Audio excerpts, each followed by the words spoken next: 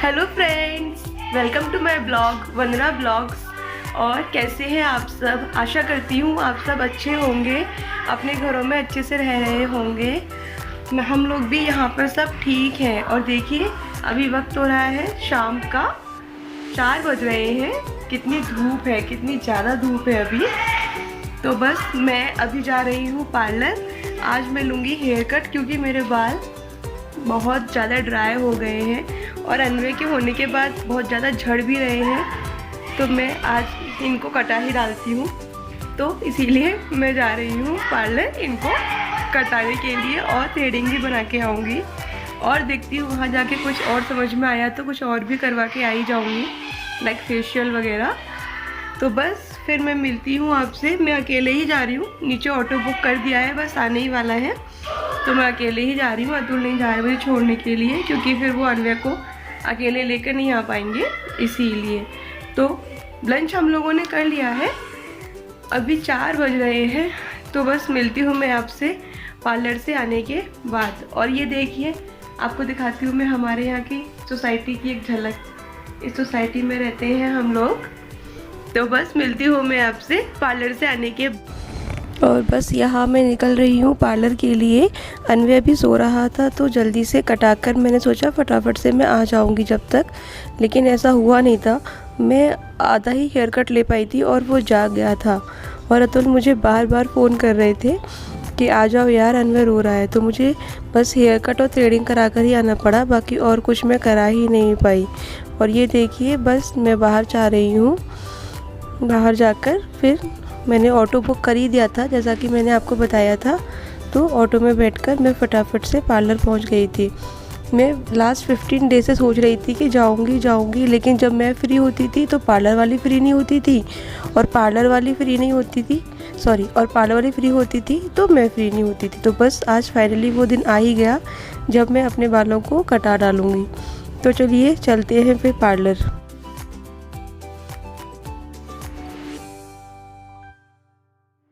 और मैंने आगे से लेयर कट और पीछे से अपने बालों को स्ट्रेट ही रखा था क्योंकि मेरे बाल ऑलरेडी बहुत ज़्यादा थिन हो गए हैं। तो अगर मैं पीछे से कोई भी कटिंग लेती तो फिर जब उनकी लेंथ बढ़ती है तो वो और ज़्यादा पतले दिखने लग जाते हैं। तो इसीलिए मैंने पीछे से कोई भी हेयर कट नहीं लिया था, सिर्फ आगे से ही लिया था लेयर कट। पीछे से मैंने सारे डैमेज बालों को हटा दिया था, तो लेंथ थोड़ी छोटी ही हो गई थी लेकिन अच्छे लग रहे थे। आपको भी दिखाऊंगी मैं अपना लुक, आप भी बताना कैसा लग रहा है। ये देखिए मेरा लुक।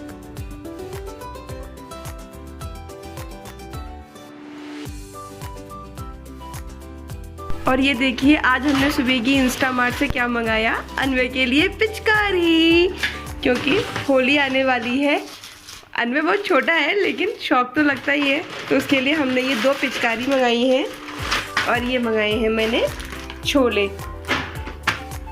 अच्छा है ये स्विगी इंस्टामार्ट, काफ़ी अच्छा डिस्काउंट मिल जाता है इस पर, और सामान भी ये लोग अच्छा फ्रेश भेजते हैं।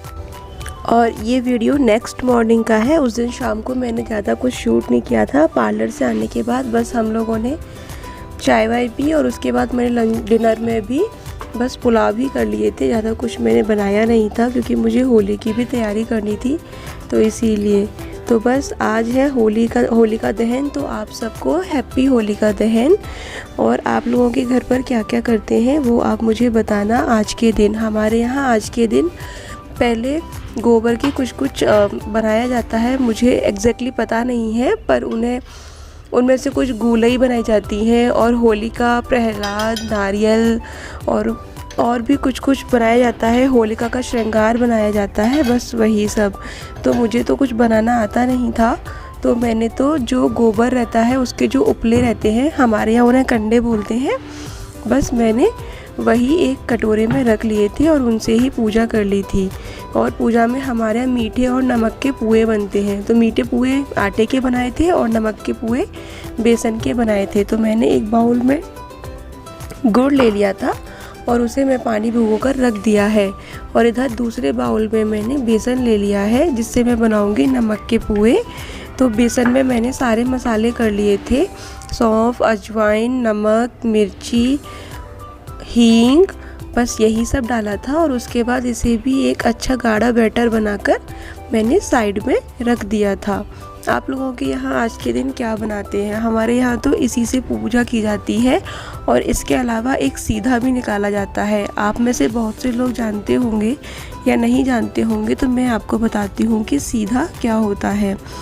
सीधे में क्या, अपन सारा सूखा आइटम निकाल देते हैं, जैसे कि सूखा आटा, घी, नमक, मिर्ची और कुछ सब्जियां लाइक आलू वगैरह, वो सब निकाल देते हैं और उनसे पूजा करके फिर उसे किसी भी मंदिर में दे आते हैं। तो बस यहाँ मेरा मीठे पानी में भी गुड़ अच्छे से मेल्ट हो गया था, तो मैंने उसे छान लिया ताकि उसमें कोई भी गंदगी हो वो छन्नी में आ जाए। और एक साफ़ बाउल लेकर मैंने उसमें आटा डाल दिया था। मेरे को 11-11 ही पुए बनाने थे दोनों तरीके के, तो मैंने उस हिसाब से आटा ले लिया था। थोड़े ज़्यादा बन गए थे क्योंकि मीठे पुए बहुत अच्छे लगते हैं। कई लोगों के यहाँ इन्हें गुलगुले भी बोलते हैं, लेकिन हमारे यहाँ इन्हें मीठा पुआ ही बोला जाता है। अगर आप गुलगुला बोलोगे तो कोई समझेगा ही नहीं। तो बस मैंने मीठे पुए के लिए यहाँ आटा ले लिया है, गेहूँ का आटा, और उसमें जो गुड़ का पानी था उसे धीरे धीरे करके मैंने एक अच्छा घोल बना लिया था। पानी एक बार में ही ना डालकर धीरे धीरे करके डाला था। एक बार में डालने से कभी कभी ज़्यादा गीला भी हो जाता है, और अगर ये बैटर ज़्यादा गीला हो गया तो पूरे गोल गोल ना बनकर चपटे चपटे बनेंगे, जो कि थोड़े कम अच्छे लगते हैं खाने में। गोल गोल पुए बनते हैं तो वो सॉफ्ट हो जाते हैं अंदर से, और ऐसे क्रिस्पीनेस आती है तो बहुत अच्छे लगते हैं। और मैंने इसमें थोड़ी सी सौंफ का पाउडर भी डाला था, इससे टेस्ट बहुत अच्छा हो जाता है। हमारे यहाँ तो नहीं डालती मम्मी, और लेकिन मेरे को अच्छा लगता है तो मैंने इसमें सौंफ का पाउडर भी डाल लिया था। और बस इसे अच्छे से मैंने खूब मिला के एक अच्छा बैटर बना लिया था। और बस उसके बाद मैंने रख दिया है कढ़ाई में ऑयल। आप चाहें तो मीठे पुओं को घी में भी फ्राई कर सकते हैं, मैंने ऑयल में ही कर लिया था। तो जब ऑयल गरम, जहाँ मेरा ऑयल गरम हो रहा है तब तक मैं कर लेती हूँ खाने की तैयारी। और आज खाने में मैंने बनाया है नमकीन पूड़ी, मटर पनीर की सब्जी और एक मिक्स वेजिटेबल कर लिया था, और साथ में मैंने कर लिया था रायता। खीर मैंने नहीं बनाई क्योंकि मीठे में मेरे पास गुजिया थी, तो इसीलिए मैंने खीर नहीं बनाई थी। मैंने गुजिया की रेसिपी भी शेयर की थी। अगर आप लोगों ने वो ब्लॉग नहीं देखा है तो मैं उस ब्लॉग का लिंक इसके डिस्क्रिप्शन बॉक्स में दे दूँगी, तो आप जाकर ज़रूर देखिएगा कि मैंने गुजिया कैसे बनाई थी। और बस यहाँ आटा लग गया जब तक ऑयल भी अच्छे से गर्म हो गया था। तो अब मैं पहले मीठे पुए तल लूँगी और उसके बाद नमकीन पुए फ्राई कर लूँगी। आप लोग मेरे साथ ब्लॉग में बने रहिए, क्योंकि आज मेरे पास आपको दिखाने के लिए बहुत कुछ है ब्लॉग में। क्यों, जैसे कि आज के दिन हम यहाँ बेंगलोर में क्या क्या किया जाता है। और आज हमारे घर पर मेहमान भी आने वाले थे, अतुल की कज़िन और उनके मामा जी। वो लोग यहीं बेंगलोर में रहते हैं, तो क्योंकि अब बेंगलोर में ज़्यादा कोई किसी को जानता नहीं है करके, अगर अपना कोई होता है तो त्यौहार भी था और वीकेंड भी था करके वो दोनों भी यहीं आ रहे हैं। और आज मेरी ननद का बर्थडे भी था, तो इसीलिए भी हमने सोचा एक साथ ही क्यों ना बर्थडे मना लिया जाए, इसीलिए वो लोग भी यहाँ पर आ रहे हैं। तो बस इसी तरह मैंने अपने सारे पुए धीरे एक एक करके इसमें डाल दिए थे ऑयल में, और गैस मैंने मीडियम फ्लेम पर रखी थी। एक बार जब सारे पुए डल जाएंगे तो मैं गैस को थोड़ा सा कम कर दूंगी, जिससे कि वो सिर्फ ऊपर से ना सिक कर अंदर से भी सिक जाए।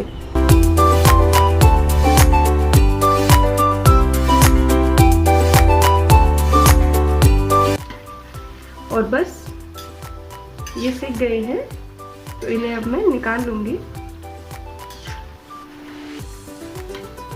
ज़्यादा गहरे नहीं सेकेंगे, नहीं तो ये कड़क हो जाएंगे। हालांकि ये गुड़ के हैं तो इनके कड़क होने के चांसेस थोड़े कम रहते हैं। जो चीनी वाले रहते हैं वो जल्दी से कड़क हो जाते हैं।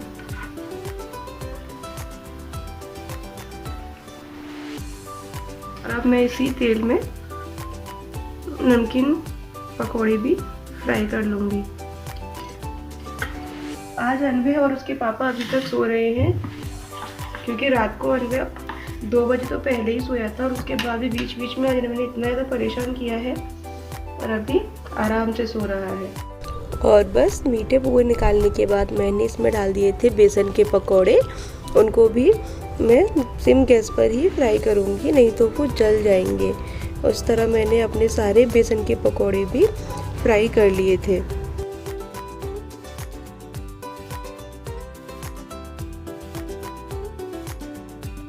जब तक इधर पकोड़े फ्राई हो रहे थे मैंने सोचा खाली क्यों बैठना है, तो मैंने इधर सब्जी की तैयारी शुरू कर दी थी।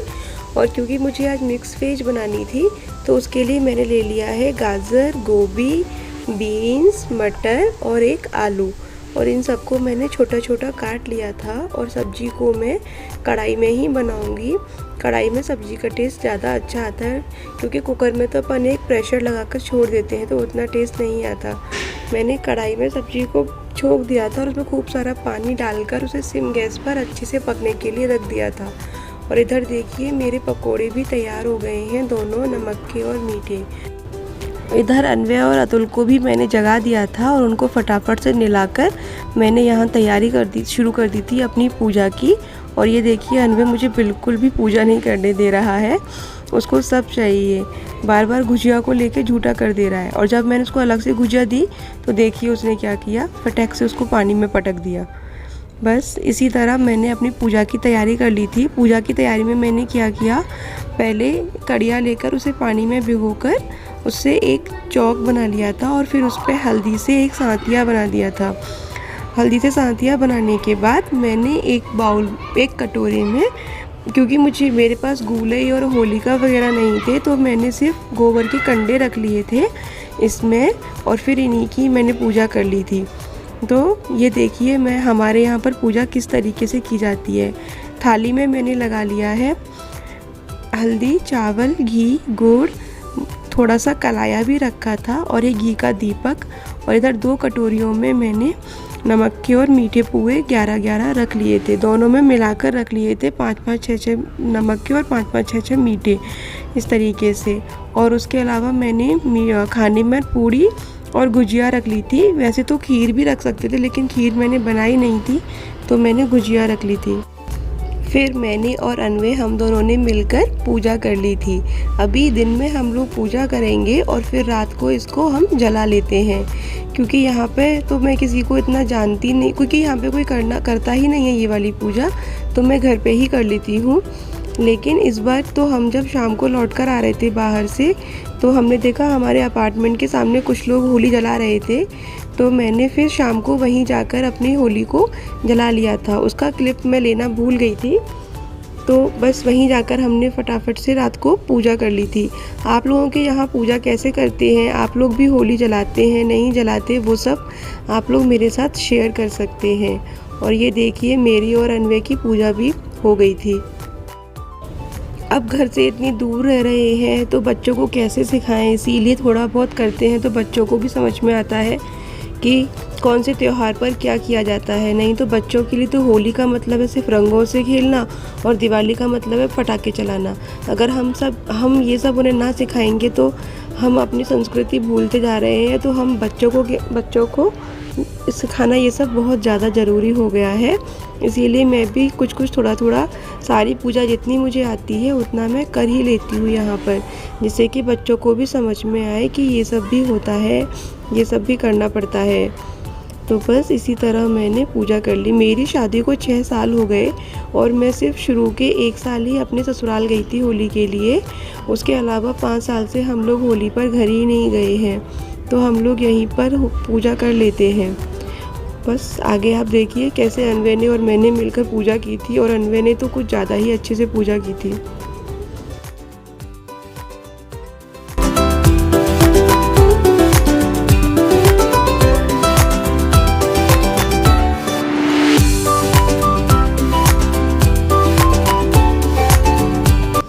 और ये पुए, पूड़ी, गुजिया, ये सब जो भोग का खाना था वो सब किसी भी पंडित को या मंदिर में दे देते हैं। लेकिन यहाँ पर अभी मैं बाहर नहीं जा रही हूँ उतना, तो मैंने तो अपनी काम वाली को दे दिया था। मैंने अपनी सासू माँ से पूछ लिया था तो उन्होंने बोला कि अगर कोई भी नहीं मिलता है तो अपन गाय को भी खिला सकते हैं, तो मैंने काम वाली को दे दिया था। और यहाँ पुए और पूड़ी में हम लोग कुछ पैसा भी रखते हैं, क्योंकि कहते हैं ना कि बिना पैसे के कोई भी दान नहीं लगता। चाहे आप 1 रुपया क्यों ना रखें, लेकिन आप कितना भी बड़ा दान कर रहे हो उसमें आपको पैसा रखना ज़रूरी होता है, तभी कोई दान पूरा होता है। तो बस पूजा करने के बाद फिर हमने खाने की तैयारी कर ली थी। खाने का मैंने कोई भी क्लिप नहीं बनाया क्योंकि ब्लॉग बहुत ज़्यादा लंबा हो जाता।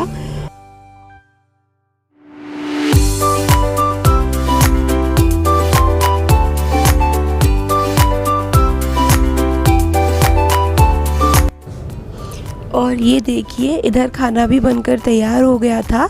आज खाने में हमने बनाया था पूड़ी, बूंदी और पुदीने का रायता, मिक्स वेज और मटर पनीर। मटर पनीर आज अतुल स्पेशल बनी थी और ये मीठे में मैंने कर ली थी गुजिया। तो बस यही था हमारा आज का लंच। आप लोगों ने लंच में क्या बनाया था वो मुझे ज़रूर बताइए। शाम को हम लोग बाहर निकल गए थे, जैसा कि मैंने आपको बताया था कि मैं आपको बताऊंगी आज बेंगलोर में क्या करते हैं। तो बेंगलोर में आज के दिन हमारे पास एक नरसिम्हा टेम्पल है, वहीं पर ये इस तरीके से झांकी निकाली जाती है नरसिम्हा भगवान जी की। और देखिए मंदिर को कितना सुंदर सजाया गया है, बहुत ज़्यादा सुंदर लग रहा था आज का मंदिर। यहाँ पर डेकोरेशन फूलों से की जाती है और बहुत ही ज़्यादा अच्छी डेकोरेशन की जाती है। तो बस ये देखिए यहाँ बहुत अच्छा मेला लगा था आज के दिन और इस मेले में भी काफ़ी अच्छी अच्छी चीज़ें मिल रही थी। यहाँ पर खूब, ये देखिए यहाँ का मेला देखिए आप बेंगलोर का।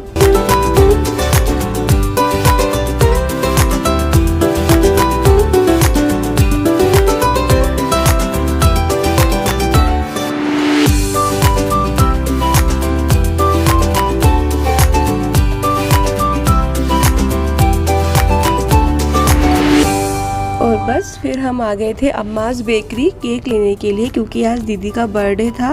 तो हमने सोचा एक केक ले लेते हैं यहीं से, यहाँ का केक बहुत अच्छा आता है। तो हमने बस अम्माज़ बेकरी से केक ले लिया था, चॉकलेट ट्रफल केक ले लिया था हमने, क्योंकि रात हो चुकी थी, ऑलरेडी 10 बज चुके थे तो सारा केक खाली हो गया था।